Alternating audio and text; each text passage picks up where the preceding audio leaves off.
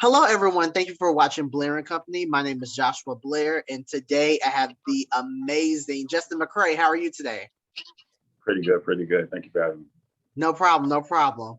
So this is my column, the Black Kings Project. We showcase just different African American men that's doing good things in the community, and just talk about their obstacles and some of the successes they had to get through. They had to get to, or some of the obstacles they had to go through to get to their success. So we're just going to ask you a few questions, and then you just get back your responses. Okay, perfect. Okay, no problem. So where are you originally from?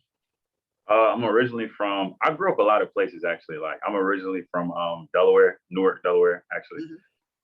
From there, I moved, like early in my childhood, I was definitely in Georgia, Thompson, Georgia, Augusta, Hepzibah, Georgia, all types of different places in Georgia. But then like, I think around third grade, that's when I came to Charlotte.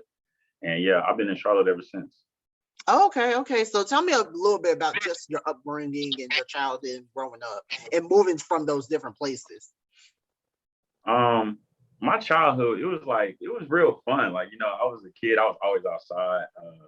I was always just playing in the yard, whether it be down the street, playing with my friends, football. That was really what I was growing up, just playing football.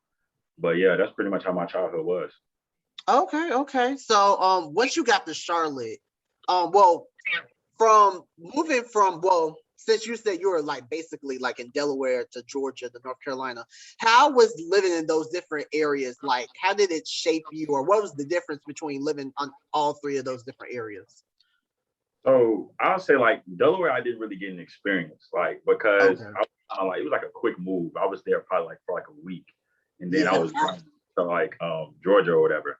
So really being in the South most of my childhood, it was just like it kind of taught me like hard work because the boyfriend that my mom had at the time, like I think he was kind of like a owner of like a landscaping type of thing. So I was always outside on the weekends. Like I was just doing something around the whole neighborhood, whether it be, I don't know, picking up squirrels or doing like something with like anything. Just that's just what I was doing. So it really kind of like introduced me to like hard work, to be honest. Okay. So basically you kind of transferred that, like just growing up and when it came to going to school and just being able to just showcase that and what you're doing, just anything like regarding your podcast or just anything else you have going on. Yes, sir. Yes, definitely. Most definitely. So tell me about, so you grew up here in Charlotte. So once you got here to Charlotte, what was like going to school like for you? For people who don't know, like what schools did you go to? Oh, okay. So if you're from Charlotte, you already know, like I went to David Cox Elementary. From there, it was kind of slow at first because like coming from Georgia, it was like I didn't really have no friends in different cities. So it took a little bit of time to adjust. But I definitely got the hang of it after like, I don't know, maybe like a couple months or whatever. From there, I know I went to Ridge Road Middle School. Everybody knows about Ridge Road. Definitely, if you're from like the north side of Charlotte, you definitely know about. I live like right down the street. Yeah. So you already know. Yeah. So yeah, from Ridge Road, I went to North Ridge.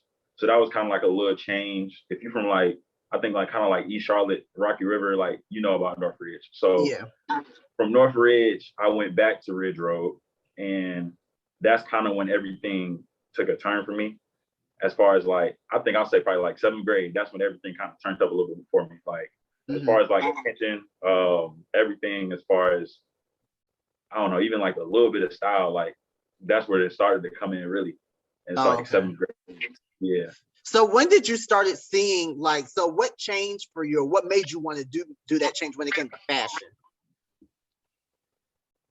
So I ain't gonna lie, like I was definitely not into fashion like as much as I thought I was until probably like, I'll say probably like junior year of high school. That's when I really like started to understand fashion, like these different pieces that I'm trying to put together. But it really didn't come together until the pandemic. That's when like I really sat down and was like, I'm gonna change my whole entire style. Like from the Jordans to the different pieces, like I've literally changed my whole style in a matter of a year. So that's crazy. That's crazy.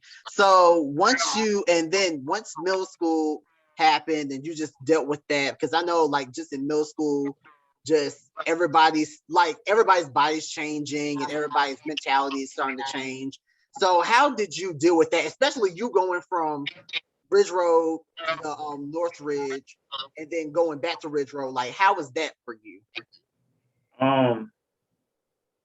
It was different because, like, of course, at the younger ages, you're still trying to find yourself. You're still trying to find like who you really are, like what do you like. So it was real different. It took me different, friendships and friend groups in general to kind of like find that.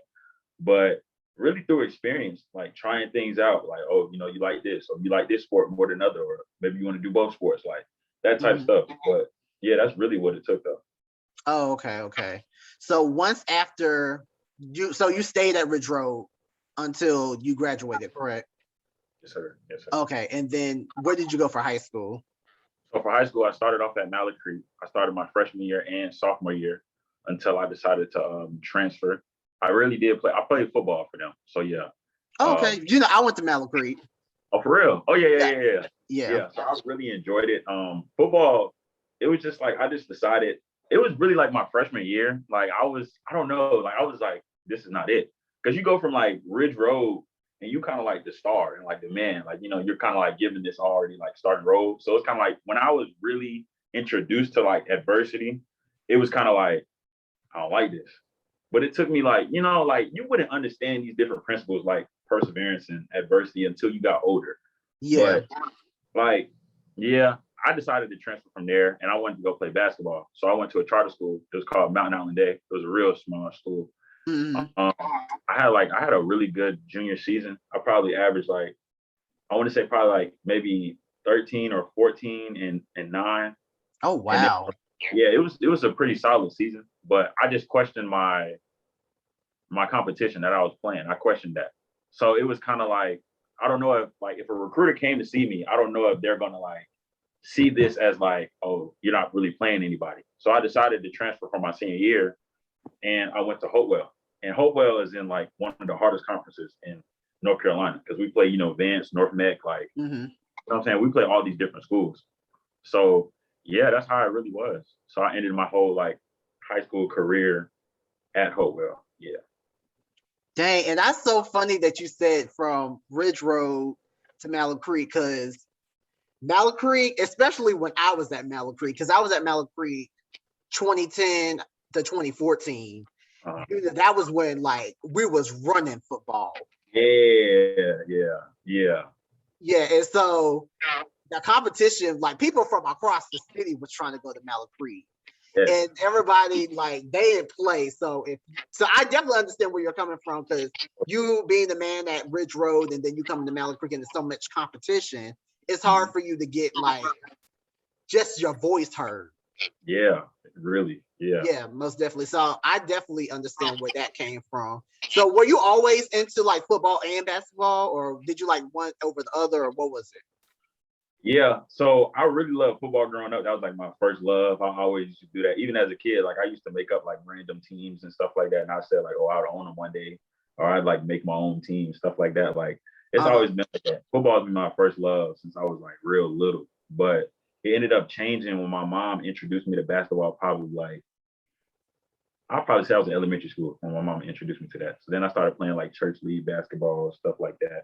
But yeah, that's kind of like really when basketball got introduced. So then I kind of took it for like basketball, probably like, I'll say after my freshman year, I knew I really wanted to play basketball.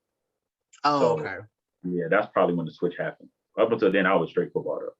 Oh, okay. So once you got to the charter school, so Mountain Island Day, so what was like some of the differences you saw from being at Mallard Creek and then going to Mountain Island Day? So Mountain Island Day is kind of like a private school. So it's kind of like you go from being in these big classes, like 20 something, 30 people, 40 people in the class, to like 10 of y'all, or like 5 of y'all in some classes. So it was a real small school. It's really like a culture shock in a sense, because it's just like, I don't know, like it was just, everything got like reduced by so much. And then it's kind of like, it was a small community. So it's like the parents from even like the kindergartners and stuff like that, they would be coming to the games because it was like a K through 12 type school. So it was like, man, it was crazy. I really loved it though, but it was just like, it was a very small environment and it was like everybody knew each other. Yeah. So the games, when it was packed, and even at that school, like it was like they had a losing record like for the longest. Oh, So wow. yeah, so like since they opened, so it was like me and my friends when we decided to go to that particular school, we kind of like changed the whole culture. And when people started, taking to that, it was kind of like the crowd started growing, and we started going farther. So yeah, we made a good run. We made this like the Final Four of the charter schools that year. So it was a real good run.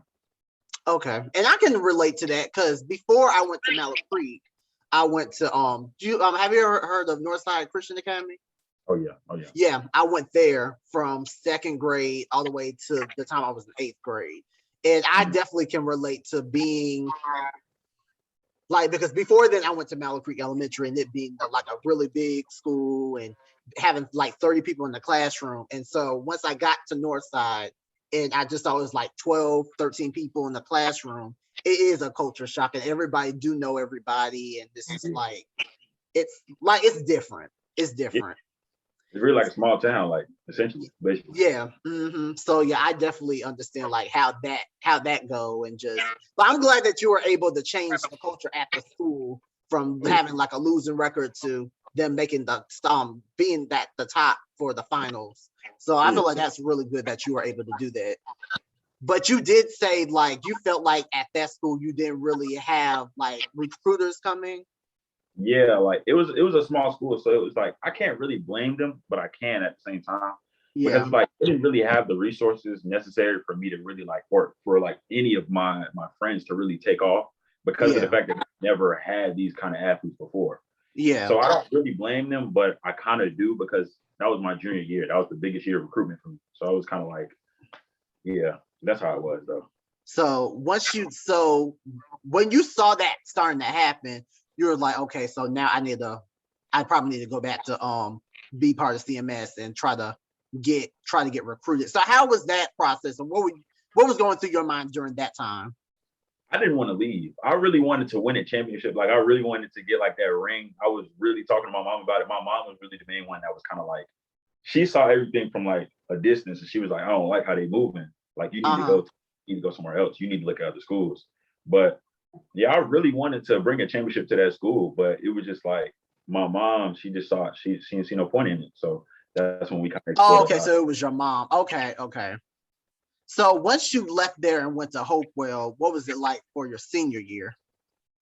It was rocky. I'm not gonna lie, like it really started rocky because it was like once again you're adjusting to a whole new system. So it's kind of like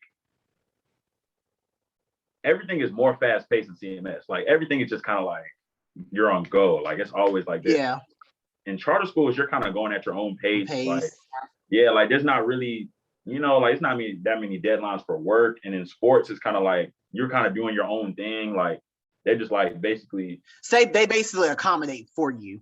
Yeah, like they really catering to you at this charter school. When you go to a CMS school, it's kind of like if you good, you good. If you gonna help me win, if you're struggling, you're gonna be struggling. Yeah, you're gonna be struggling. You need to figure it out. So that's kind of like that's how it was for me. I had to figure it out, and it was like I went through games. Like the preseason was horrible. Like my confidence was definitely at an all-time low. Like I was like, bro, this is crazy. This is really crazy. And it took me a while for me to just even like find my stride. But once the season got on, like it was just a click that kind of like I remember it was one game. I think it was like January 17th. We played Huff, and we were at Huff, and I was like, I saw the crowd, and I was just like, I started talking to myself before the game. It was kind of like, bro, man, you an animal. Like you got a crowd in front of you, like they came here to see a show, so give them a show. Like that's always like that was always the whole thing before every game. And it was like from being on, that game was probably like my best game. I think that was like the start of my best game, actually. I had like 13 points at halftime. I had to sit. Yeah, I had to sit because like I got in foul trouble. But like that was the game that I was like, all right, I need to start talking to myself before games. And ever since then, it was like consistent, like going forward. So that's good. That's good that you were able to just pick yourself back up, just especially since like switching again. And I feel like you've always been able to like adjust to a different situation each time, or eventually, or if it came out to be rocky, you're able to just put yourself back up and be able to adjust. So I feel like that's really good. And then once you got to Hopewell, was recruiters looking at you then, or What was the situation at that point? That's when my coach, he kind of introduced me to like emailing them. If I would have known about the whole emailing process, I would have got that taken care of through the year. Yeah. But I didn't know this information. We had whole live like it was like NCHAA, something like Oh no, I know what you're talking about. Yeah. That they came to speak to us before the season, and our parents were there too. Like they gave us all this different information.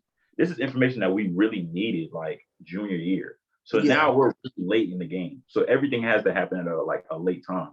So at that point, you're not looking at any D1s because D1s already have like, that's another thing. I learned that D1s make their rosters and their recruitment is like a year early. Yeah. So if you're like 2020 class, they had that done in 2019. Like, so that's how it was for me. I didn't know that. So I was like, you can put on all this game at a late time. So it was really like, I think at the end of it, when I really started to find my stride, I got added to the recruiting database for not the database, but the class. I got added to that recruiting class for Catawba, and that was a D2. Okay. So, but what happened with that is they were going to have like a spring workout. And right after the season, I was looking forward to it. I was telling my coach about it and everything. But prior to that, it was after that. Our season had ended. I remember we lost in like the first round of the conference playoff to Vance. And that's like right after that, I had like 22 that game. So I was really hoping it was going to be in the stands to watch that, but they were not there. But yeah, I was really looking forward to the spring workout because that was going to be like that's where I'm going to get this O at. Like I have to get that offer there. But the pandemic happened and the workout got canceled. So So back to square one. Really back to square one. I was like, bro, this is crazy. I couldn't even believe it was happening. Everything. So then it was kind of like, now they're relying like on your film. Strictly on. In my film, you can kind of see I was really out of place. Like I was like 6'2" going against 6'5" or 6'6" or something like that. Like, so I was really out of place. So if you look at my film, it's not going to really show you what I be doing for this team or the energy that I can't see energy through a TV screen. You just can't. Yeah. So that's why I was like, if they would have saw me, it would have been a different story. But it's always like shoulda, coulda, woulda. But it's like the next thing. Like that's just the next process. Yeah. But that's how it was. And I was just about to say, once you knew about that process, and then you found out like recruiters go and do their recruiting class a year before, how did that make you feel at that time? Because I know for me, I would have been kind of like upset. I would probably have been pissed. Like I wish I would have known this before. And now, like my opportunity to be part of a D1 is gone. Yeah. As far as that is concerned, like I've always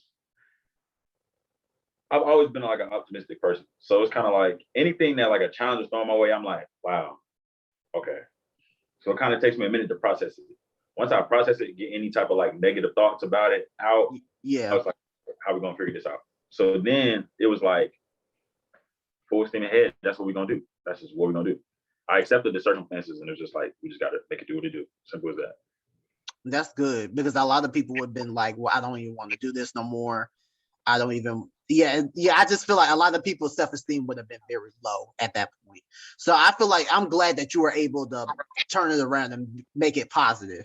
So once everything started shutting down, it was just like, here's another situation. So, and when everybody was looking at your film, and what were some of the things they were saying? I didn't really get any type of like commentary on my film. It was just more so like when I sent it off to them, it was kind of like, oh, you know. Did you already know, like for a fact, that you just didn't feel like that film was gonna do you any justice? No, like I said, in my mind, I was like, I mean, I know what they're gonna see, but I'm like, you don't understand. Like all I needed was one person to really understand like what I brought to that team. Yeah. But like on the other side, like it was my coach, kind of like he was hands-on, but he wasn't at the same time. So it was kind of like, and then I was going to Morehouse. I was really going to Morehouse. Like I was so going to Morehouse. Like that was my dream school, my number one school. And I've been saying that since senior year. Like I was like, bro, I'm going to Morehouse. Everybody was asking me, where am I going? I'm going to Morehouse. I got accepted into Morehouse. I was like, I got accepted into Morehouse in February. So I was like, this is full steam ahead. Like I was waiting on that offer from Morehouse. Morehouse coach never contacted me or my coach. Are you serious? Never hit me back. I was like, bro, I really wanted to play for them. But I was going to go there anyways. Like I was really going to go there. I didn't care. So I was like, maybe I'll walk on. I was calling the athletic departments, all of that. But mind you, just the pandemic. So they're not on the phone. Coach is not really answering emails. So it was kind of like, but you see on Twitter that this person just committed here and this person just committed and he got an offer from here. I'm like, okay. Still, that's why I'm saying, like, it doesn't make any sense. Like, basically, like you're reaching out, trying to get caught up and trying to be in these circles and in these positions, but you see all these other people getting commitments to all these other schools. So that's why I was like, how did that make you feel at that time? It was like, you get those thoughts that you just be like, bro, like, am I good enough? Yeah, like there's no way he's better than me. Like there's no way y'all see he's better than me. It was like, bro, I know like one-on-one situation right now, I know I'm giving him buckets like off rip. So it was like, it really make you mad. But at the same time, it's kind of like, these are just the cards you was dealt. You can't do nothing. Like, you really can't do nothing. This is out of your control. Like, they chose to go that way. So I can't help that. So it was just like, you got to deal with it. Dealing with it and facing it was definitely one of the hardest parts because it's like, you really got to accept reality. Like, you didn't get an offer. So, yeah, that's really what happened. So, how did just you trying to get to Morehouse go? Oh, I got into Morehouse. So that was really cool. I really love Morehouse. The whole AUC vibe, I was really excited to go there. But it was like, I remember I applied to like 18 universities. I'll definitely say I applied to 18 universities. I got into 17. The only one I got good. The only one I got denied from was Howard, and I was so hurt. I didn't even want to go to Howard, but it was the fact that I got denied. I was like, this is crazy. But yeah, when I got into Morehouse, I was like, off rip, I'm done. Like, like that's where I'm going. I didn't care about any other acceptance. I was just like, I'm going to Morehouse. But I remember I did a photo shoot. I'll never forget too, because I decided to call Hampton because I was like, I didn't hear nothing from them. So I was like, you know, if I got in. So I was like, I called them, and I remember she was like, my application was under review, and that she was going to let me know like the decision on it. So after that, it was probably like 2 days went by. I think I had called again. Actually, no. I had a photo shoot. With my leaders team. I was a part of a leaders organization in my senior year. So we were having a graduation photo shoot because, like, you know, due to the pandemic, we kind of like didn't have any type of thing, like no graduation or prom or nothing. So it was like a photo shoot for us. And I really loved it. But I took a picture in Morehouse gear and everything. Like, Morehouse, like off rip, like everybody knew that. Was it, I'm sorry for interrupting. Was it YBM? I would have joined that organization, but I didn't know the requirements. I thought it was like totally different from what I was like actually thinking. So I didn't even apply. Okay. It was called the YMCA Leaders Team. Oh, okay. Yeah, it was with the McCray YMCA. Like, we were definitely over there, and they have an amazing organization. The things that you really learn in that program is like, it's crazy. And that's why I would definitely recommend that to anybody. So yeah, from there, I took a photo shoot, and I remember I got home that night and I got an acceptance from Hampton. And I was sitting there like, there's no way I just got accepted at Hampton. So then it was like, you start exploring it and stuff like, and what they have to offer. And for me, I'm a biology major. And I'm on the pre-dental. So I was looking at what they offer as far as like, you know, for pre-dental, you know, students or whatever. So the programs at Hampton were just amazing. Like, we have a pipeline program with UPenn, and that's an Ivy League. So it's like when I'm talking to my family and stuff like that, you got to think like going from an HBCU to an Ivy League, like that's where you want to go. So the fact that they established pipeline with them, it was kind of like, you got to consider it.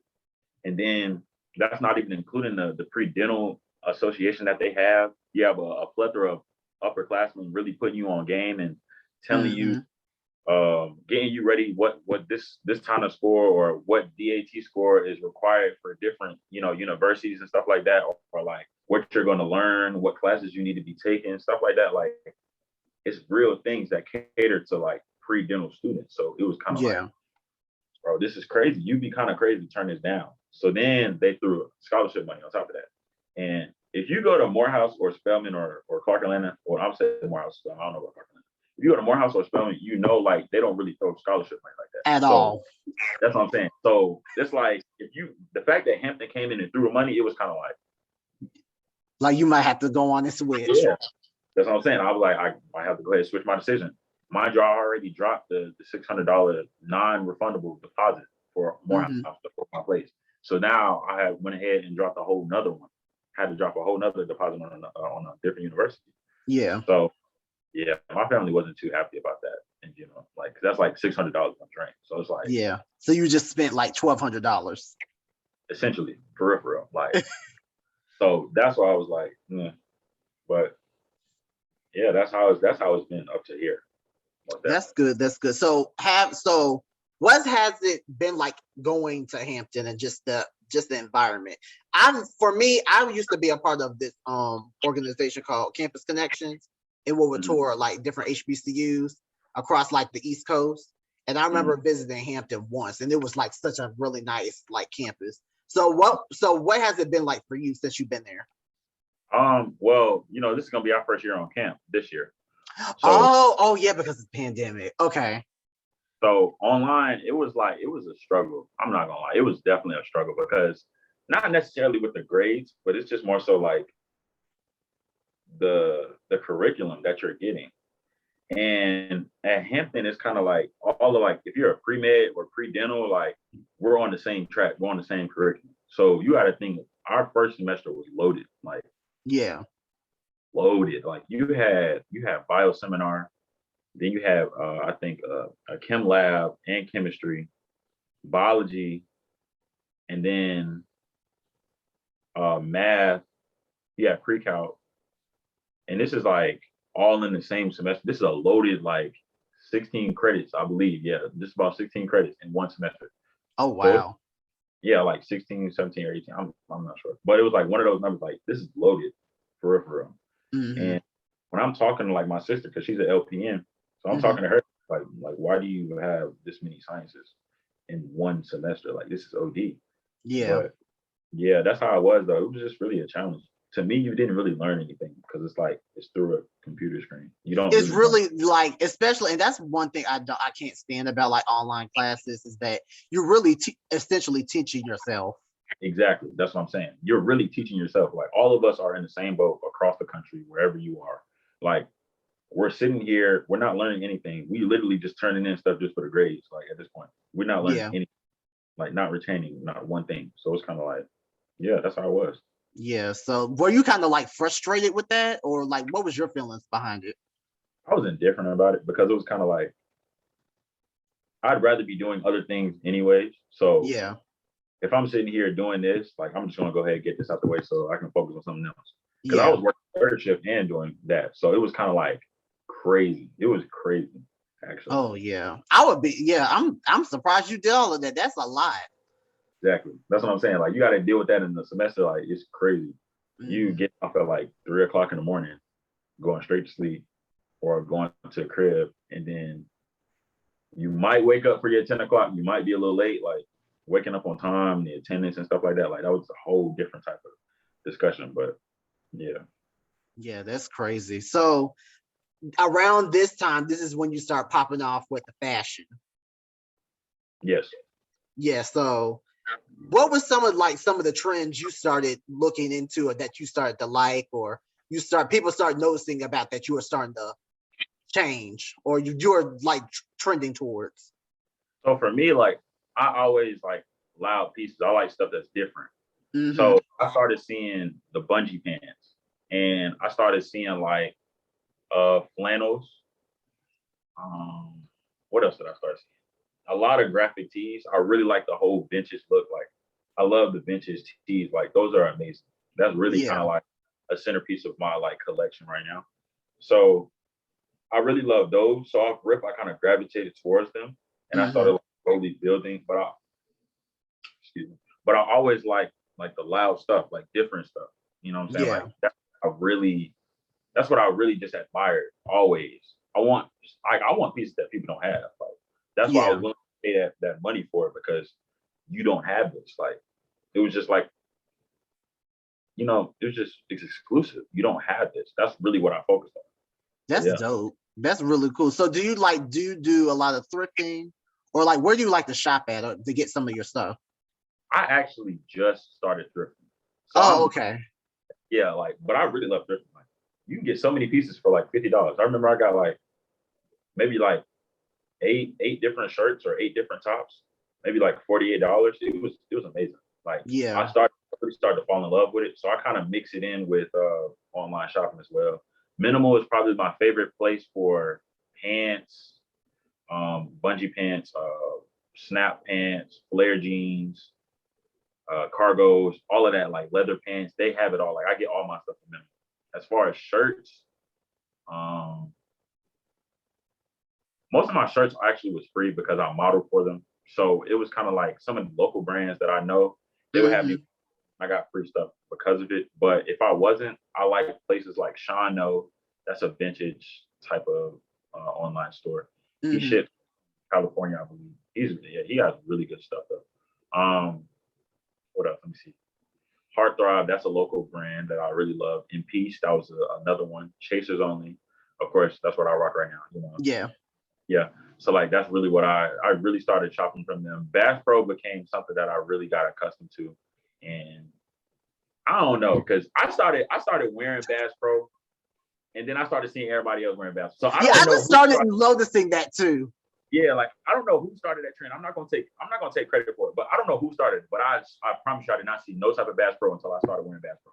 But yeah, as far as other things for shirts, I'll say like, what else do I like? Oh yeah, Whack Jumper. I'm actually a brand ambassador for them right now. Whack Jumper. Okay. He's from Cali as well. His shirts are just crazy. The material, like I like oversized stuff, and the way it sits is just amazing. So I really love that brand. He really gets most of my money, to be honest. But yeah, I think that's really about all the stores that I shop at. I really shop at Depop too. That's kind of like an online thrift store in a way. So it's like, if you know about Depop and eBay as well, that's really where I get most of my stuff from. Okay, that's dope. And then you, like, for me, like, you are the photo shoot king. Yeah. I'm like, this man stay doing a photo shoot. Yeah. Yeah, I admire that, because I feel like it's really, you're trying to really put yourself together to be like a what's the word? Like a public figure. Yes. Yeah. So what is your goal with that, or what are you trying to do with that? So with this, I mean, Instagram is lovely and social media is amazing. It's an amazing platform. I want to become an influencer, of course, but I kind of wanted to use it as like an image thing. And it's going to kind of like coincide with my whole like dental aspirations. So like when I make it big, it's like I'm able to take this platform with me, because my ultimate goal really is to be able to be the first healthcare professional to sign a deal with Nike or Under Armour or Jordan, whatever the case may be, Adidas, because I've never seen anybody do that. So for me to be able to, let's say like I'm working on or doing like Nike athletes like teeth or something like that, you know what I'm saying? Giving them some veneers, coming in for a filling, a cavity, like anything like that. Like that type of stuff is what I kind of want. I want to chase it. Of course I'm going to make it happen.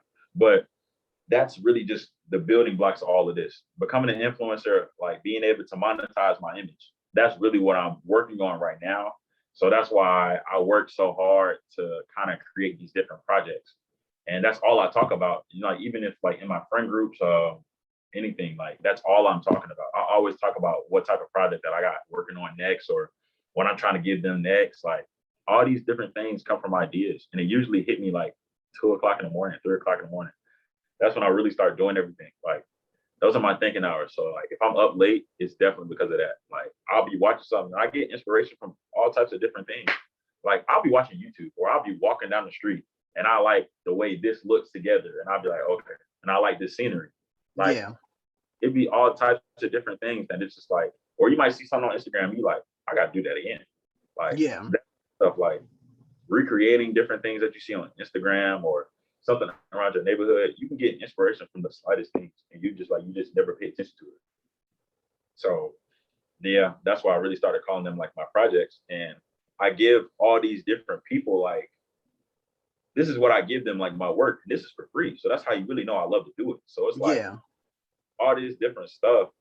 It's just like, I'm real particular about what I put out though. Like, I don't ever want to put nothing out. And then it's kind of like, I ain't really snap. Like, that's okay. Like, that's okay. It's not, That's why, like, it takes so long for me to drop sometimes. Cause it's like, I'm really a perfectionist. Everything I do has to be hard. Like, so it's like any type of vibe that I'm trying to give, like, it just has to be hard. So that makes sense. Yeah, but I feel like that's dope though, because you already know what kind of aesthetic you want. You already know like how you want stuff to be placed or how it to look. So I commend you for that, because a lot of people don't have that. They just throw stuff together and be like, well, this is the product, and people be like, okay, this was it. Yeah, exactly. That's what I'm saying. So that's just really what I'll be working on. I love to do this stuff. That's dope. So talk about a little bit about Crown Talk and how you started that up. Okay, so Crown Talk started with me and another one of my colleagues. Actually, we go to Hampton together. We were both in the freshman honors program, and that's how we kind of got a little bit closer. But eventually we started, getting a little bit more closer. And then I remember we were going to run for office because elections were coming up for the sophomore year. And both of us were going to run for I was going to run for Mr. Sophomore, and she ran for actually Miss Sophomore Attendant, I believe. And so we were really talking about like coming together and doing something. Yeah. Because we had to have kind of like an initiative or something like that to go along with our campaign. So kind of created Crown Talk in general. And then we was like, we can make this into like a podcast. Yeah. And like, that's when we kind of started like choosing different pieces to make this like a big thing. Because we already had a goal in mind. So we're taking Crown Talk like to senior year. Like we're going. So it's like, however big it gets, I'm not sure, but we're gonna push it. I don't know how big it's gonna get. I feel like it's gonna get really big though. Yeah. But we're just really pushing that. And it really started off with like an initiative as far as like mental health. Because in the pandemic, all of us like as college students, we were really going through it. Yeah. So we just kind of created that as like a platform to be able to speak on these different issues. And people in and be like, kind of like a relatable content. So that's really what we focused on. And it's been going it's been doing amazing ever since, to be honest. That's good. That's how I found out who you were, through it. And I don't even go to Hampton. So that was really good. The way y'all marketed that and how y'all did it, that was really cool. Oh yeah. Yeah, most definitely. So normally I ask this question to like all my people that comes on the show. So what considers you a Black king? Wow, that's an amazing question. What considers me a Black king is just I have a will like to be great. You know what I'm saying? Like I'm so determined to be great. You know what I'm saying? And it's just like I always push myself just to strive for greatness in general. A lot of us, like us as Black people, I just feel like we're underrepresented in a lot of these different fields. Exactly. That's why I'm so passionate about the dental field, because it's like when you think of a dentist, you think of like respectfully like a white male, you know what I'm saying? And maybe like a dress up suit or whatever. I feel like the way I want to do dentistry, I want to be relatable. I want to relate to my people. You know what I'm saying? So it's like I want to cater to my patients. I want them to feel like home when they enter my practices, or even any type of facility that I work in. I want you to feel like home. That's why I wanted to introduce like the scrubs and Jordans, or the scrubs and any type of shoes, like maybe like trap music playing in my my practices. Like this is who we are. This is our culture. So this is what I want to be, to like a professional atmosphere, if that makes sense. Yeah. What makes me a Black king is just my abilities to be able to eventually cater to us. That's what I feel like. That's dope. I feel like, yeah, you can make that possible. I love that. I feel like that's really good. And I feel like just we need people that's relatable, especially we need people in like fields like that we're represented, because we're definitely underrepresented in those different fields like doctors and lawyers and judges and dentists. I feel like there's so much opportunity for people, especially for us, to be in those fields, to show other people or to show other African Americans like you could do it too. Exactly. That's exactly why I do it too. Like, because I promise you, you'd be surprised how many people look up to you and never say anything. They just they just like a distance, or they'll show you love, but like that's who I do it for. This is who I do it for. It's people out there like just like me. I promise you, you can come from every type of background that I came from, and you can still be doing all of this. People think like because your life is like this, that it's all like glitz and glamour. It was not always like this. I've been that kid that, you know, didn't get all the girls at the time, or like I've been that kid that really wasn't like the skinniest, because you know, like growing up, skinny people were glorified, you know that. So it was kind of like I've never been the skinny type of person. So it's like growing up, it was kind of hard to kind of find like that confidence, you know what I'm saying? Like that worth and all of that. So like I've been that kid. I've been that kid that was depressed before. Like I've been all of these different kids. That's why it hits different for me, because it's like this is who I do it for. Y'all can do this too. Y'all can come like, and I'm not where I want to be. So that's kind of like that's just kind of where I always remind. That's why I'm so humble, because I remember when I didn't have this platform. I remember when I didn't have this audience. I remember when I didn't have all this clout. Like I'm the same person from Ridge Road that did not have this clout. I promise you. I remember like I used to write on my EOG test, like on the back of it. Like I used to be like, man, I want like 400 likes, and I want to get like 2,000 followers or something like that. Yeah. Like it just kept going. Like, and I remember like so vividly, I used to do that type of stuff. And it went from 400, and then it slowly built to 500 and 600, 800. Yeah. And then it slowly grew to 1,000. Now you get accustomed to getting 1,000 likes. And it's just like, this is where we are right now. Yeah. Now get 2,000 on my first project that I ever dropped. That Christmas photo shoot with the turtleneck and that one, that was my first project that I ever created. So for that to do, I think that was at 1.9 right now. It's about to hit 2K though. But it's like, that's what I'm talking about. That's the type of I'm talking about. You can do this too. This is who I do it for. Just to show people like, you can create too. Believe in your vision, believe in every type of dream that you have, and execute it to the fullest. I'm going to be a product of it, to be honest, like a prime example of it, actually. That's why I'm saying, like, I always encourage people, because I always felt like I was put on this earth to like inspire people. So when I'm inspiring these people, that's what I kind of give them. This is the game. These Jordans, grip, like the car that I drive, the platform that I have, the voice that I created, like all of this, you can have this too. You just got to wait your turn. That's all it is. Yeah. And I feel like we need more people like that to show other people like you can do it too. So I definitely commend you for that. Oh yeah, most definitely. Thank you. So where can we find you on social media for people who want to follow you, to see what you have going on, what other projects you have going on? Where can we find you? Okay, so social media, Instagram is at OG Justin. That's OG Justin with 2 S's and 2 N's. And on TikTok, I believe it's Justo LaFleur with 2 E's. I believe it's 2 E's, I want to say. But yeah.